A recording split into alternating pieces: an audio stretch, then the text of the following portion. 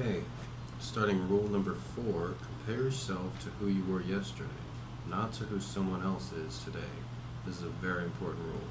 You don't want to compare yourself to anybody else walking down the street, because everybody has a different story, everyone has different circumstances, and everyone has a different life. The internal critic. It was easier for people to be good at something when, well, you can't compare yourself to sometimes. Like sometimes I'll be on a bus and I'll look at the bus and be like, wow, I'm the tallest person here. And other times I'll look around on a crowded bus and I'll be like, wow, I'm the tallest and strongest and smartest person here. And then I'll look around on a Prince elevator. Wow, I'm the tallest one. Okay, enough about me. The internal critic. It was easier for people to be good at something when most of us lived in small rural communities. Someone could be homecoming queen, someone could be spelling bee champ, math whiz, or basketball star. Oh, and I do live in Hawaii, so that's one reason why I'm smarter and taller than everybody else. The internal critic. It was easier for people to be good at something when we lived in small rural communities. Someone could be homecoming queen, someone could be spelling bee champ, math whiz, or basketball star. There were only one or two mechanics and only a couple teachers. In each of their domains, these local heroes had the opportunity to enjoy the serotonin-fueled confidence of a victor. It would be that reason that people who were born in small towns are statistically overrepresented among the eminent. If you're one in a million now but originated in modern New York, there's 20 of you, and most of us now live in cities. What's more, we have become digitally connected to the entire 7 billion. Our hierarchies, our accomplishments are now dizzying vertical. No matter how good you are at something or how you rank your accomplishments, there is someone out there who makes you look incompetent. You're a decent guitar player, but you're not Jimmy Page or Jack White. You're almost certainly not even going to rock your local pub.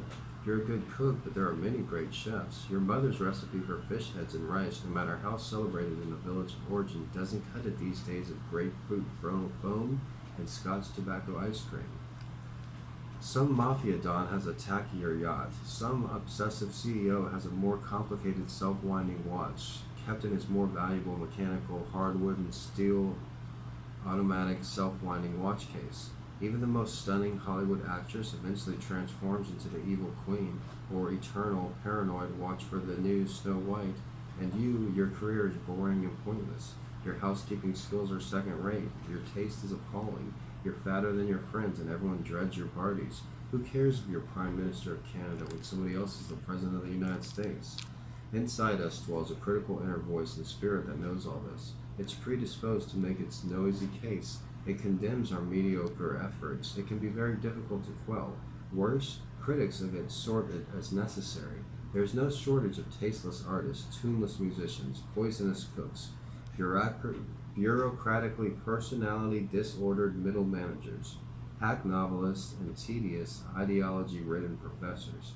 Things and people differ importantly in their qualities. Awful music torments listeners everywhere. Poorly designed buildings crumble in earthquakes. Substandard automobiles kill their drivers when they crash. Failure is the price we pay for standards, and because mediocrity has consequences both real and harsh, standards are necessary. We are not equal in ability or outcome, and never will be. That's the truth. A very small number of people produce very much of everything. The winners don't take all, but they take most, and the bottom is not a good place to be. People are unhappy at the bottom. They get sick there and remain unknown and unloved. They waste their lives there. They die there. In consequence, the self-denigrating voice in the minds of people weaves a devastating tale. Life is a zero-sum game. Worthlessness is the default condition. What but willful blindness could possibly shelter people from such withering criticism?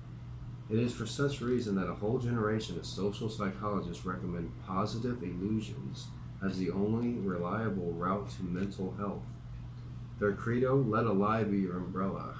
A more dismal, pessimistic philosophy can hardly be imagined. Things are so terrible that only delusion can save you. Wow, that's harsh. Here is an alternative approach, and one that requires no illusions. If the cards are always stacked against you, perhaps the game you are playing is somehow rigged. Perhaps by you, unbeknownst to yourself, if the internal voice makes you doubt the value of your endeavors, of your life or life itself, perhaps you should stop listening. If the critical voice within says the same denigrating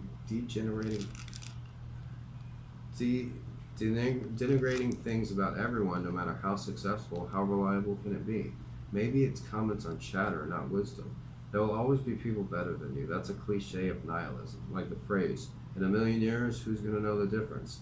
The proper response to that is, well then, everything is meaningless. It's any idiot can choose a frame of time within nothing matters. That's true. Taking yourself into irrelevance is not a profound critique of being. It's a cheap trick of the rational mind. Bam! Wow, he took that total nihilism and turned it around. Like people are like, oh, nothing matters. Yeah, you can say that. You can pick any second that nothing matters, but that's just a trick, a cheap trick of the rational mind. That was rule number 4. Compare yourself to who you are and who you were. Compare yourself to who you were yesterday, not to who someone else is today. The internal critic, and that's from Jordan Peterson's 12 Rules of Life. That was the very first part of rule number 4. Continue watching for the rest of rule number 4, and don't forget to hit the thumbs up button, smash that subscribe button, and also check out my own book. It's called Gonzo Education. I'm really proud of it. It starts when I drop out of high school and it ends when I graduate from one of the country's top universities.